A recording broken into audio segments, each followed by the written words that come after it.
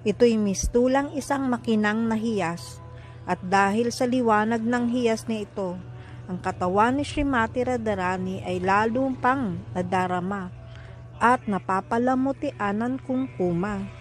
Sa umaga, ang kanyang katawan ay naliligo sa nektar ng habag, sa hapon sa nektar ng kabataan, at sa gabi sa nektar ng ningning. Sa ganitong paraan, ang kanyang katawan ay nagiging kasingkinang ng hiyas na Chintamani.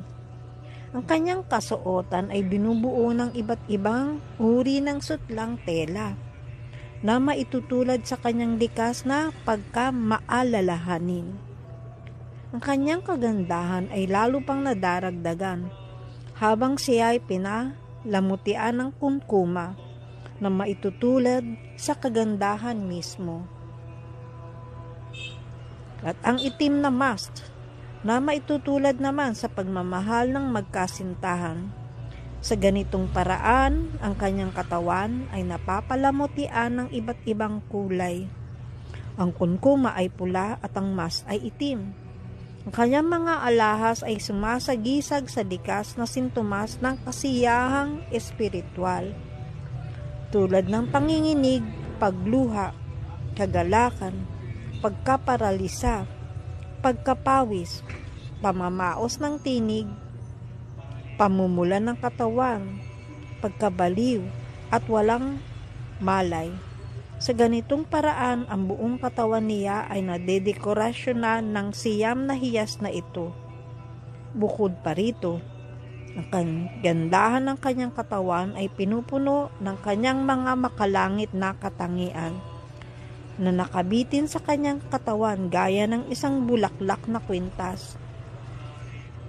Ang kasiyahan ng pagmamahal para kay Krishna ay kilala bilang dira o kalma at adira, hindi mapakali. Ang kasiyahang ito ay bumabalot sa katawan ni Srimati Radharani at pinapalumutian ng kampora. Ang kanyang makalangit na galit kay Krishna ay isinasakatawan ng pagkakaayos ng kanyang buhok at ang tilak sa kanyang dakilang kapalaran ay nagniningning sa kanyang magandang noo.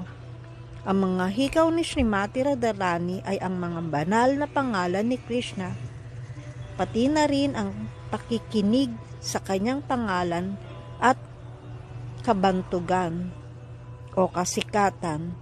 Ang kanyang mga labi ay laging mapula dahil sa bunga ng pagmamahal na tulad ng nganga para kay Krishna. Ang itim na pampahid sa paligid ng kanyang mga mata ay ang kanyang mapanuksong pag-uugali kay Krishna na dulot ng pagmamahal.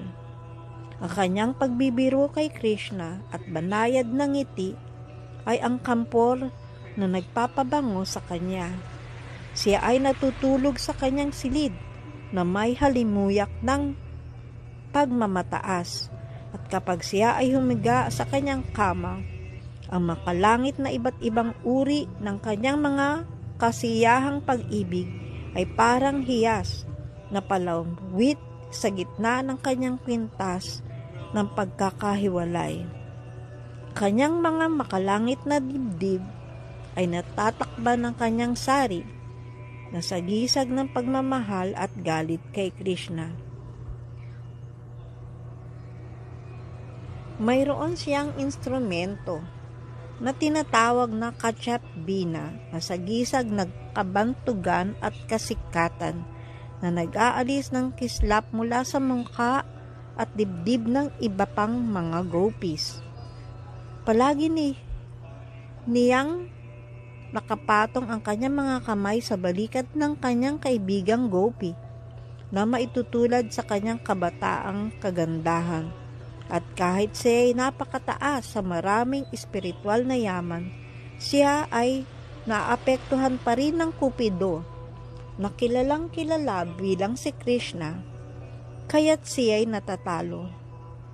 Si Srila Raghunath Das Goswami ay nagbibigay sa kanya ng magalang na pagpupugay kay Srimati Radharani na may dalang dayami sa kanyang bibig Sa katunayan, siya ay nananalangin. O Gandharvika, Srimati Radharani, tulad ng hindi kailanman tinatanggihan ni Krishna ang isang sumukong kaluluwa, huwag mo rin sana akong tanggihan.